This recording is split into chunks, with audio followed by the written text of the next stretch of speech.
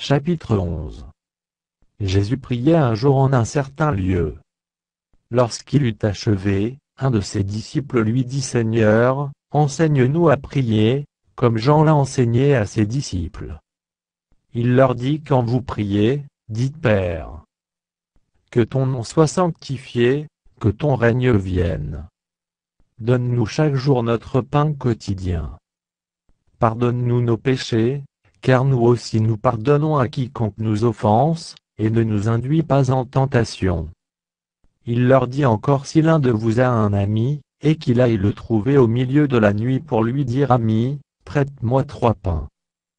Car un de mes amis est arrivé de voyage chez moi, et je n'ai rien à lui offrir. Et si, de l'intérieur de sa maison, cet ami lui répond: Ne m'importune pas, la porte est déjà fermée, mes enfants et moi sommes au lit, je ne puis me lever pour te donner des pains. Je vous le dis, même s'il ne se levait pas pour les lui donner parce que c'est son ami, il se lèverait à cause de son importunité, et lui donnerait tout ce dont il a besoin.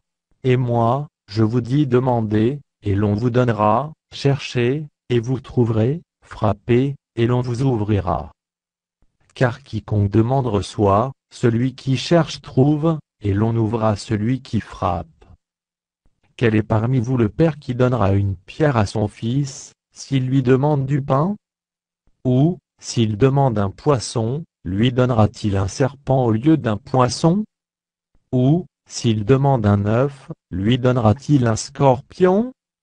Si donc, méchants comme vous l'êtes, vous savez donner de bonnes choses à vos enfants, à combien plus forte raison le Père Céleste donnera-t-il le Saint-Esprit à ceux qui le lui demandent?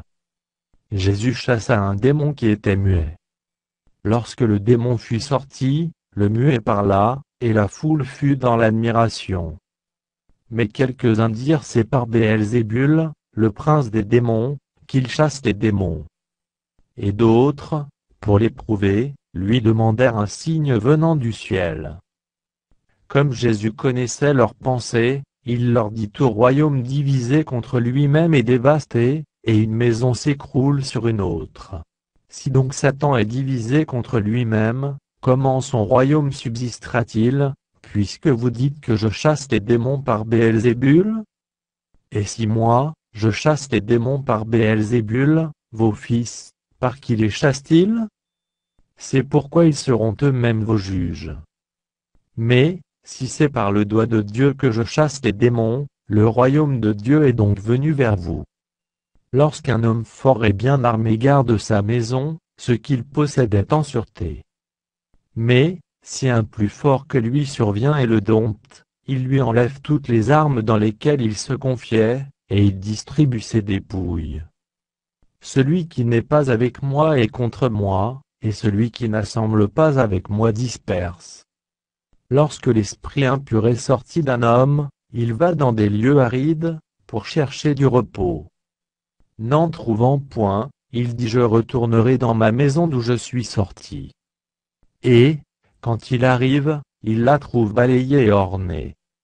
Alors il s'en va, et il prend 7 autres esprits plus méchants que lui. Ils entrent dans la maison, s'y établissent, et la dernière condition de cet homme est pire que la première. Tandis que Jésus parlait ainsi, une femme, élevant la voix du milieu de la foule, lui dit: Heureux le sein qui t'a porté, heureuses les mamelles qui t'ont allaité. Et il répondit: Heureux plutôt ceux qui écoutent la parole de Dieu, et qui la gardent. Comme le peuple s'amassait en foule, il se mit à dire: Cette génération est une génération méchante, elle demande un miracle, il ne lui sera donné d'autre miracle que celui de Jonas. Car, de même que Jonas fut un signe pour les Ninivites, de même le Fils de l'homme en sera un pour cette génération. La reine du Midi se lèvera, au jour du jugement, avec les hommes de cette génération et les condamnera, parce qu'elle vint des extrémités de la terre pour entendre la sagesse de Salomon, et voici, il y a ici plus que Salomon. Les hommes de Ninive se lèveront, au jour du jugement, avec cette génération et la condamneront, parce qu'ils se repentirent à la prédication de Jonas. Et voici, il y a ici plus que Jonas. Personne n'allume une lampe pour la mettre dans un lieu caché ou sous le boisseau, mais on la met sur le chandelier, afin que ceux qui entrent voient la lumière. Ton œil est la lampe de ton corps. Lorsque ton œil est en bon état, tout ton corps est éclairé, mais lorsque ton œil est en mauvais état, ton corps est dans les ténèbres. Prends donc garde que la lumière qui est en toi ne soit ténèbres. Si donc tout ton corps est éclairé, n'ayant aucune partie dans les ténèbres, il sera entièrement éclairé, comme lorsque la lampe t'éclaire de sa lumière. Pendant que Jésus parlait, un pharisien le pria de dîner chez lui. Il entra, et se mit à table. Le pharisien vit avec étonnement, qu'il ne s'était pas lavé avant le repas. Mais le Seigneur lui dit: Vous, pharisiens, vous nettoyez le dehors de la coupe et du plat, et à l'intérieur vous êtes plein de rapine et de méchanceté. Insensé, celui qui a fait le dehors n'a-t-il pas fait aussi le dedans?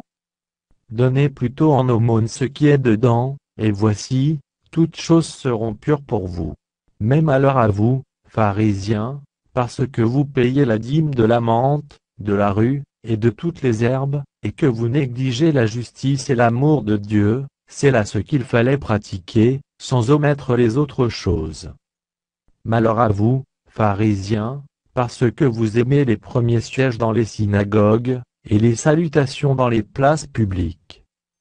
Malheur à vous, parce que vous êtes comme les sépulcres qui ne paraissent pas, et sur lesquels on marche sans le savoir.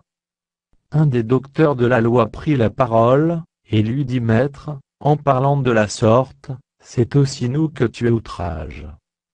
Et Jésus répondit: Malheur à vous aussi, docteurs de la loi, parce que vous chargez les hommes de fardeaux difficiles à porter, et que vous ne touchez pas vous-même de l'un de vos doigts. Malheur à vous, parce que vous bâtissez les tombeaux des prophètes, que vos pères ont tués. Vous rendez donc témoignage aux œuvres de vos pères, et vous les approuvez, car eux, ils ont tué les prophètes, et vous, vous bâtissez leurs tombeaux. C'est pourquoi la sagesse de Dieu a dit: Je leur enverrai des prophètes et des apôtres, ils tueront les uns et persécuteront les autres. Afin qu'il soit demandé compte à cette génération du sang de tous les prophètes qui a été répandu depuis la création du monde. Depuis le sang d'Abel jusqu'au sang de Zacharie, tué entre l'autel et le temple, oui, je vous le dis, il en sera demandé compte à cette génération. Malheur à vous, docteurs de la loi, parce que vous avez enlevé la clé de la science, vous n'êtes pas entrés vous-même, et vous avez empêché d'entrer ceux qui le voulaient. Quand il fut sorti de là, les scribes et les pharisiens commencèrent à le presser violemment, et à le faire parler sur beaucoup de choses, lui tendant des pièges, pour surprendre quelques paroles sorties de sa bouche.